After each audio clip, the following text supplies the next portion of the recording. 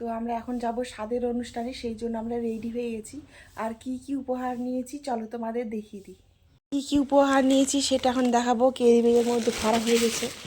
এই যে এটা সৌভিক আর আমি রেডি করলাম একটা তত্ত্ব, আরেকটা এটাও ভাবছিলাম যে ওইভাবে ভরে নেব, কিন্তু আর বক্স পেলাম না এই সাইজের, তাই নেওয়া হলো না। এই যে এই শাড়িটা দিচ্ছি, এই যে এমন ডিজাইন, খুব সুন্দর।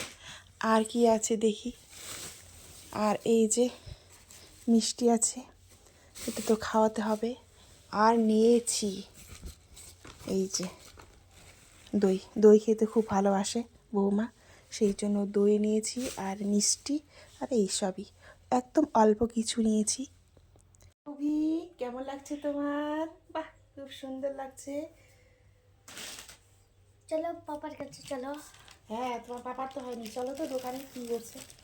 থাকে এগুলো থাক, আচ্ছা গিফটগুলো থাক, এগুলো চলো। তো হয়ে গেল, তো চলো। চলো না।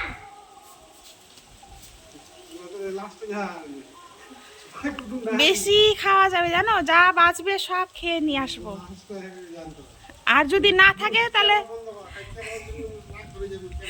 আর যদি শেষ হয়ে যায় তাহলে চটাৎ করে হাঁস কেটে দিবে। তো ফাইনালি আমরা বেরিয়ে গেলাম। দেখো কত সুন্দর মাঠ, দাঁড়াও তোমাদের ব্যাক ক্যামেরায় দেখাচ্ছি। এত সুন্দর মাঠ, আর রাস্তা একদম ফাঁকা রাস্তা,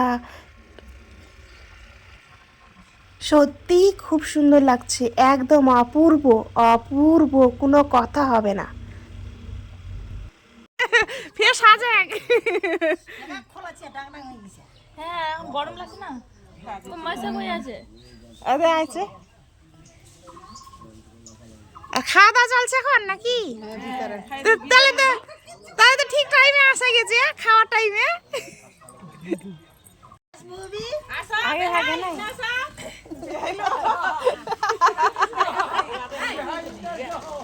এটা কি? এটা কি? পাটি দে তো, হাত ধর। কতলা নিয়ে আইছি বাপরে।